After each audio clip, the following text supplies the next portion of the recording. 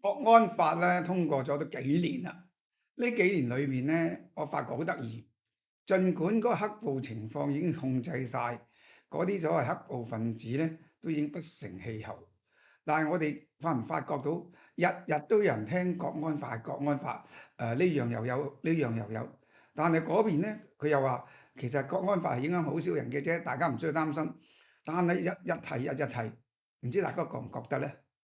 其實咧，我就覺得如果日日提日日提，我哋冇擔心國安法都變咗擔心啦。因為點解咧？而家好多朋友都同我講，有咗國安法之後咧，個言論自由真係好似少咗咁，個個都擔心。嗱，可能其實佢自己擔心嘅就係因為政府講得太多，咁啊擔心下下動不動咧就觸犯咗國安法都唔知。包括有人擔心冼國林成日咁批評政府會唔會觸犯國安法咧？我自己又唔擔心，咁啊朋友擔心我多啲，但係終於有一個政府官員出嚟講，國安法唔應該乜嘢都加國安法，冠以國安法之名。國安法係一個開放型嘅，呢個就係律政司司長林定國。我第一次聽到一個政府官員仲係律政司，就講唔應該犯國安法，即係將國安法咧泛濫日日提。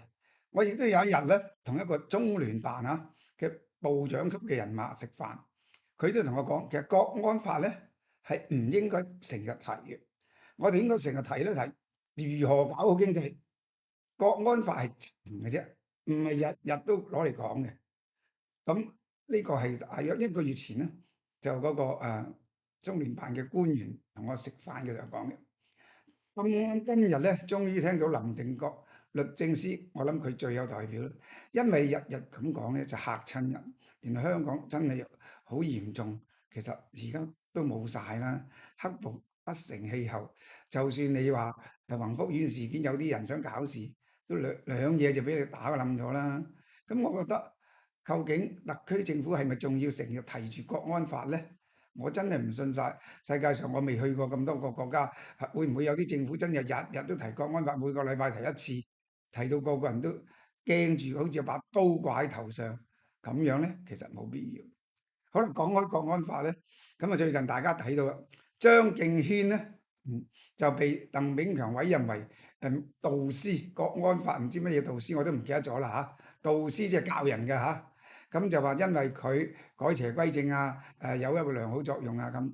咁好多人就反對，甚至呢個出現兩極化。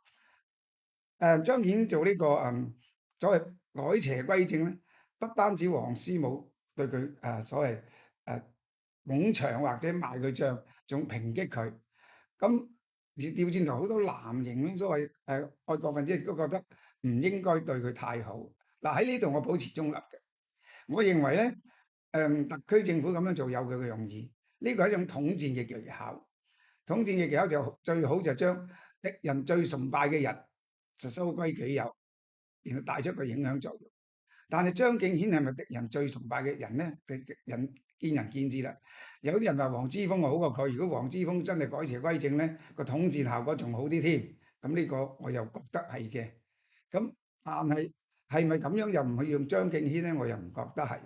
咁張敬軒咩原因改邪歸正咧？咁我就唔會去即係評論。嗱，張敬軒我識咗好多年，我第一次識佢嘅時候咧，佢就係拍我《葉問前傳》，同我做客串，當時嗰啲未好紅。咁當時佢仲係好聽話，亦都尊重我，跟佢學過一輪詠春。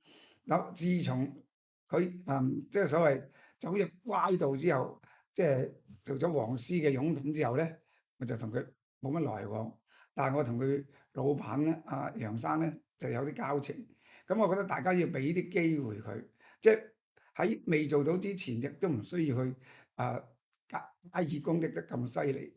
咁當然有啲人話：喂，如果咁咧，嗰啲真正傳統嘅藍營或者愛國愛港嘅人，得到嘅嘢仲少。一個改邪歸正唔應該係佢比正常人得嘅嘢更多。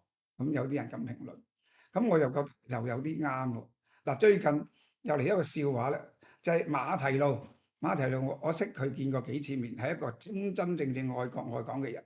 佢喺黑暴期間咧，亦都俾人打過，佢都面不改容。咁我覺得馬蹄露就話：喂，如果咁應該都俾啲機會佢哋，從未做過錯事根正苗紅嘅人，應該做一啲嘢。你俾個機會，咁點解唔俾一啲機會嗰啲愛國分子咧？咁啊，佢就主動向鄧炳強要求係出任團長，我又覺得佢咁樣做法未必係唔啱喎。事實有好多愛國分子喺度抱怨，佢話：喂，我哋呢啲好似過後媒人秋後算，黑暴期間就叫我哋支持，黑暴之後咧就投以致函。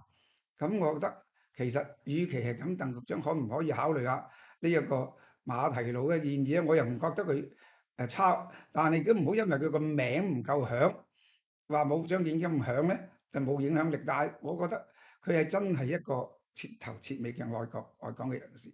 我覺得佢個提出嘅要求，我係支持嘅喎。咁我就睇下鄧局長點樣回應下馬蹄路呢樣嘢啦。咁又講翻笑話，如果我更加亦都可以做個代表啦，或者導師啦，因為點解？我唔單止愛國愛港係人都知道，仲俾人哋話我以災亂港添。但係我都無畏無懼，都繼續愛國愛港。咁仲有一樣嘢喎，儘管我本身經濟出現困難，甚至破產，我都係繼續愛國愛港，唔會因為我個經濟狀況影響個愛國之心喎。